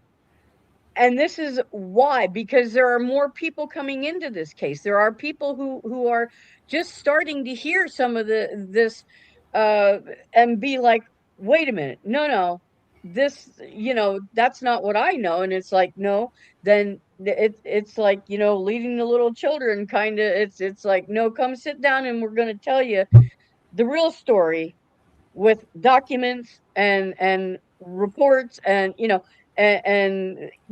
things like that. We're going to educate you about what really happened in this case, not what the mainstream media has. That's the fake story. Right. And when we stop talking about this case, they've won. Okay. Right. I'm not going to sit here and let that happen. I'll talk about it till the day I die if I have to. Sorry. Yeah. Yep. Yeah. There's no way that I'm going to sit and watch my country fall to pieces, and know that my grandkids and one's grandkids and Robin's grandkids and anybody else that has grandchildren or nieces and nephews or whatever are going to live in a country that's going to allow for this to happen. There's no fucking way in hell, folks. Right. And that's why it's so important. That's why the what we're big, doing right. is so important. And with all of what you guys just said, what I was kind of hitting on before, but I know we all we all go off in our tangents explaining things. Um, so this case became worldwide, national, right? And everyone's covering it. Right. What he said a few minutes ago. We know about this case and BK. How many other people? How many other cases has Ashley Jennings and Brian Thompson? How many other cases have, or in other states? How many other cases is this stuff going on or happening? And Right. how many people are sitting in jail? I mean, what? Look at that. You want a very disturbing narrative or book to take a look at to see other examples. Look at the book Framed that we keep Right. bringing up. Definitely. Yep. And so why we keep talking about it, we're hoping and opening people's eyes so that we can hopefully this can make a change for the future. That's what we're hoping Right. for, you know? And this is something that goes beyond politics, because the simple fact of the matter is that you are going to be hard pressed to find any politician right now who's going to take something like this on.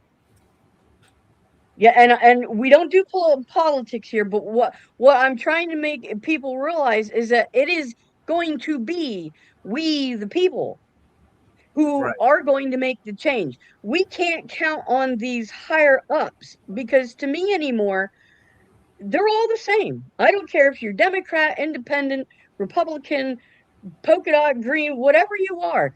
They're not the ones that are going to make the change. Change comes from we the people upward, and that's what it's going to take to make this stuff change. That's why what we're doing is so very important. So people say, why don't you do something about it? Why do you keep talking it? Talking about it is doing something. It's bringing awareness. It's like anything else, whether you're talking about disease, you're talking about any kind of other social injustice. I mean, this is social injustice and legal injustice. Right. Yeah. And what we are doing here, and what Dago is doing, and what Lana and Pav and Jules and all these people, covering the documents and finding the inconsistencies and brainstorming to Right. brainstorming together to figure out like what actually is going on, what happened, and that's how we make something happen, is working together. You need And to follow that. everybody- Pull that up real quick, Robin, if you don't mind, just a quick second. I want you guys to see this. Go find this book. I'm not kidding. Please. It's written by John Grisham, who's an amazing author anyway. But the stories in this book, I've read it now since 2 weeks ago. Okay. It'll blow your mind. My daughter gave it to me. It's amazing. It'll blow your mind. It will. It will. You think the story that we're talking about today, the Cobra, these are insane stories, you guys. And some of those stories that are in there, when you listen to some of them, that one of the early ones, I think, I don't know if it's like case 2, I think, the one with the Navy guy, the military case guy number who 2. went away. Right. Yep. So it's a military guy. He lived in this apartment, and the neighbor next door, this woman was raped and killed, and this guy just got bamboozled.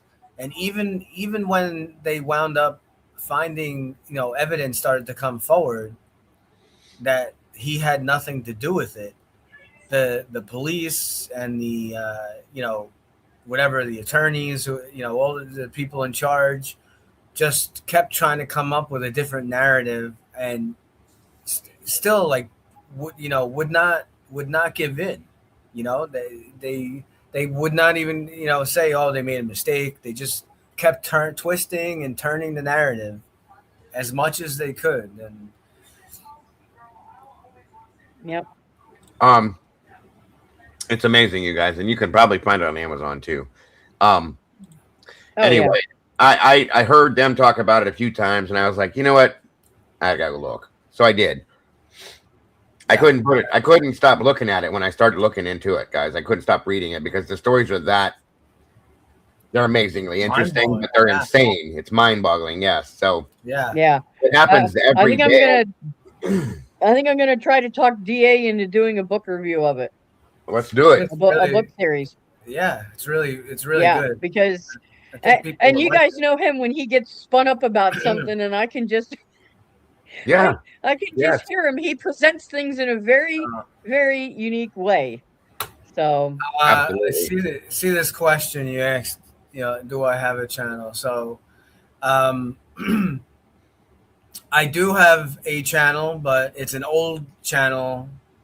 It's like a kind of a game I used to play, and I haven't done streaming or anything in a long time. So no, kind of the answer to that is not really. It's kind of like a dormant channel. So if you look up my name, you'll find I have a YouTube channel, but it's I don't cover true crime on it.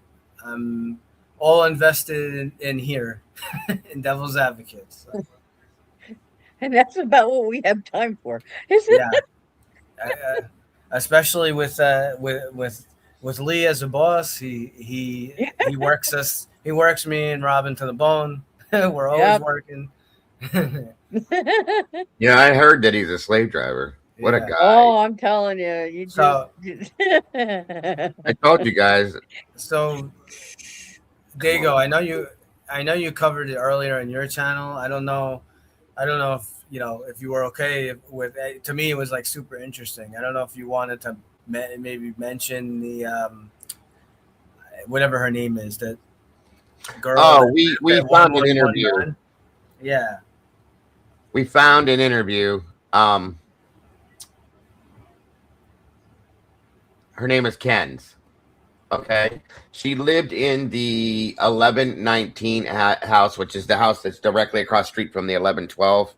Right, looking down the hill there. Yes, and I'm telling you right now, some people don't like her interview. Some people are like, "Oh wow, okay, this is wild." Some of the stuff she says is kind of interesting. Okay, very interesting. If you hear that there's certain things that she throws out a statement at one point in time that really stopped me right there. Really stopped me. Okay. She said that they went by the house at a certain time, and then they got an email at 12:15 from I think it was this school or the university. Right. Got an email at 12:15 from the university, and the university said whatever, that shelter in place, whatever it was, and she said it, and we kept on going. And I was like, wait a minute, stop. The response time for the call itself, Nunez got there at noon, like 12 noon and 23 seconds. Okay. The 911 call was made at 11:58. Okay. And hold on, guys. I'm trying to gather my thoughts. I kind of just had a blank spot roll through. In my opinion, they had to get to the scene, assess the situation, secure the home. Okay, you have to go through and secure the house, and then get everything moving. Is there anybody in here that believes that they contacted the university from 12 to before 12:15 and said, "Hey, we have a quadruple homicide here. You need to let everybody know"? No, there's no way in hell that happened, folks. Which tells me one other thing, possibly. Somebody contacted the university way before PD got there and said, "Yo, this is what's going down." And it wasn't. Okay, here's the other part of this too. Yeah, if it was one of the girls from that house, their call to 911 was that somebody's passed out, not that 4 of our friends are dead. Right. And the email, if this is true, the email that this girl received from the university, states that it's a homicide, blah blah blah, and that it shelter in place. You tell me the truth, folks. That's all I'm asking. You don't tell me that that's not so out of the realm of being normal or in play with this. Come on. Right. So Yeah. I'm just saying. Just saying. It was super interesting, and one of the other things that I thought that was I wouldn't say not necessarily mind blowing, but um, it's it is important because I don't I didn't take that she was when I heard some of the stuff she was saying. I didn't take it that she didn't seem like she was lying. Um, she was at the fraternity party that Ethan and Xana were at, and she claims that. I mean, I'm not sure exactly when she did the interview, but she claims that it was between 1:30 and 1:45 that she left, and she says that Ethan and Xana were there when she left, that they were still there.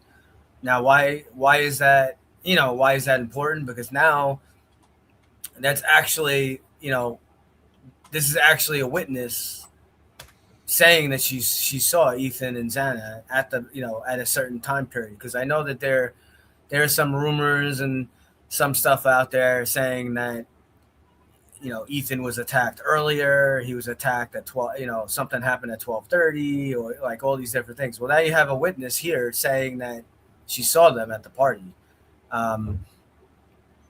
where she kind of, I wouldn't say that she was lying, but she kind of went, I wouldn't say off the rails, but I guess the term would be she seemed a bit reserved, and very she was, I'll say she was very careful with her words that she used, which I get.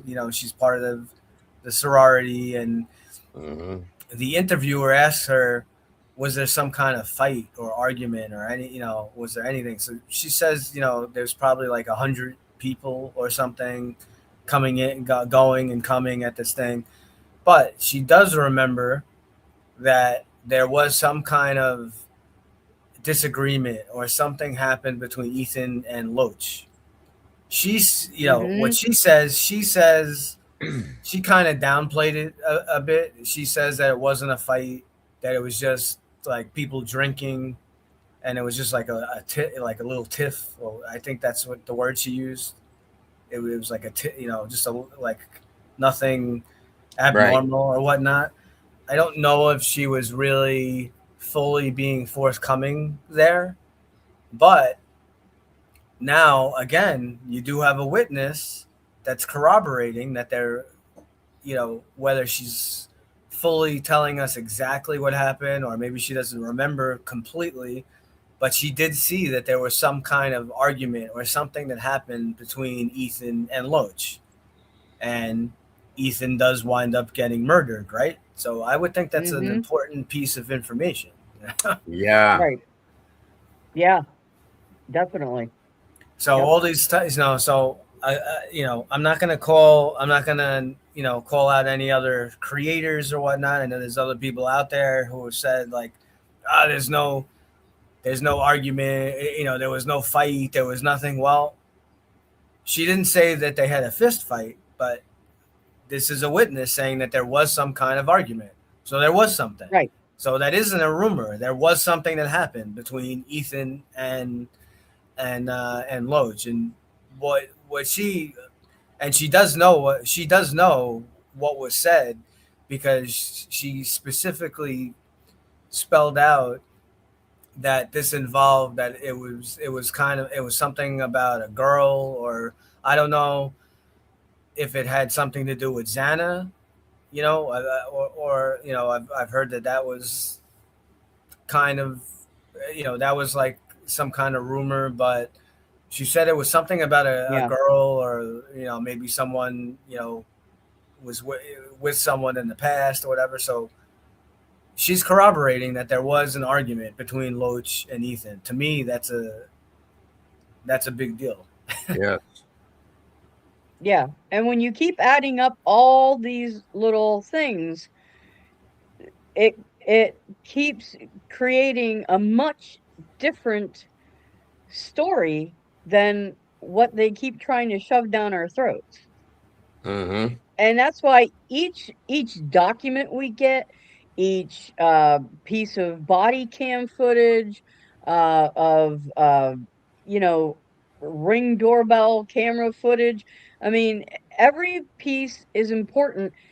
Even the parts that we know that they've messed with, that's still important, because, like, Lee is going to be looking into, uh, what can we do at this point to force them essentially to admit what they did, or he is going to be exploring things like that. Now, no one can say how far you're going to get with it, but we have to try. we Right. we have to try. So that's, each little piece we get is important, because it's another piece to the puzzle. And then there was another interview that you had played too. It was a male from one of the fraternities. I don't remember Dave. which name it was, but Dave. what was super interesting about that was him saying how not there was like really like almost like zero follow up based on from what he was saying, what he was aware of the police, MPD or Idaho State Police, of anyone like coming back to interview anyone from the fraternity, um, interviewing more people from the fraternity. And that's the And thing is they wouldn't. That's weird. No, I'm glad you said right. that too, guys. They didn't interview anybody from Sigma Chi. You guys explain that one. and Yeah. and I already knew this because we haven't seen it it hasn't come out in the documents, but they never they never interviewed anyone that was part of the Banfield stop too. And if I remember from that interview, Not that we found. his name was Dave. You said. Dave. Yeah. I believe Dave said that he was friends with one of the guys who was stopped in the Banfield stop. Yes, he said So he knew him. he had like direct contact, and there was no interview, nothing. I'm not saying that they were involved in the murders, but I would think that due to the proximity of the homicide and the time of the stop, why how could they not be interviewed? I just Right. highly Yeah. like what are they doing? What is going on? And Dave, obviously, listen, guys, if you hear that, Dave's name is not Dave. He changed his name, and his voice was covered up. There's a reason for that, okay?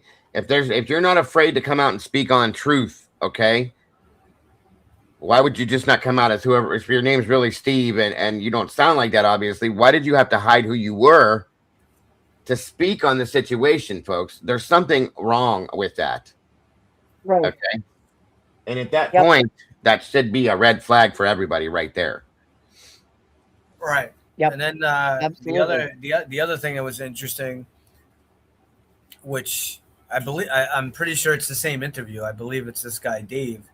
Yeah. He was very clear. So this guy, whatever job he has, he went into detail about I got just from his upbringing that he's very big about being on time for work, which is Yeah. kudos to him that there are people who are like that Yeah. no matter what, they're never late to work or to school or to whatever. So Right. he sounds like he's someone that's like that.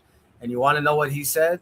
He said he woke up, I guess he was out partying and whatever. And as soon as he got up, he had loads of messages on from Snapchat. And one of the Snapchats he's part of has like 70 to 100 people. He's part of a separate Snapchat from a fraternity that has like 70 people. And messages that he was getting was the first messages that he got was first that a stabbing had happened. That was the first thing that came through, and then somehow from that it turned to a bunch of people overdosed. So it went from stabbing to overdose, and then that there might have been a shooting. Right. So it's just super interesting. But the other big part that's super interesting about what he said is, again, this guy seems to be very big about being on time, and he's adamant that he had to go to work that day, and I'm assuming that his shift or wherever he worked started at 9:30. He got all these Snapchats and everything before 9:30 in the morning. So Right. before 9:30, everyone knew that all these, the fraternity and all these college kids, they all knew what went on. They all knew that something happened at this house. Yep. So Absolutely. we're just about at that mark, and I know DA likes to keep these right around 2 hours or so. So, but you know, great discussion as always. You know, uh, Lost is a I guess way. we'll go around the horn here. So yeah, we'll get ready to wrap up. Dago, go ahead with your final thoughts of the evening. Another great conversation as always. I do appreciate everybody joining us tonight. And I know in some senses, you guys, it sounds like we're having these repeated conversations about some of the same things again and again and again and again. But it's almost in the same sense of what they did to us with Brian, with the propaganda and with everything in the case. They repeatedly drilled it into everybody's minds that Brian Koberger did this. So in the turn, I guess to reverse it, we have to repeatedly have the same conversations again and again and point certain things out. And as we're finding out more and as we see more, it kind of is proving some of the stuff we've been saying. So like I said earlier, I'm never going to stop talking about it until I get an answer to the actuality of what really happened and some truth on this. It's part of my daily period. Okay. I'm sure I'm not going to talk about it every single solitary day, but I'm not going to stop talking about it, is all I'm saying. And I appreciate everybody else that's not as well, because that's just what we have to do, that and more going forward. So thank you again for having us over here. Devil's Advocate and all. Thank you to all the denizens. Thank you to Robin and 1-1 as always. Thank you to Essie and Miss Amanda for an amazing job. And thank you to my Blue Crew and all of the True Crime Cafe for being here and everything you guys have done as well. We appreciate it all so very much. Like I said before, I feel like we're all one big family now, and I really enjoy this. So I'm looking forward to the next time. And I will see you guys on my side of things tomorrow sometime during the day, and back here again tomorrow night, I hope. Right on. Yep. 1-1, lay it on us. Great night, great discussions as always. Thanks to the meatballs, denizens, obviously Dago and Robin. Just keep fighting for the truth. Wish Lee a little bit of luck. Not that I don't think he really needs it. Hopefully, he does. He's going to pass it with flying colors. Passes his exam. It should be great. A lot of awesome content that should come from that. Make sure you hit the like if you haven't before you leave. Make sure you subscribe. We love all of you. You know, we have no channel without you guys. You guys, you know, we may be up here on the panel discussing, but without the engagement of you guys and your questions and all the stuff. So, you know, we love each and every one of you, and you know, love the support. I unfortunately will not be here tomorrow night. I have something Slacker. to take care of. Yeah.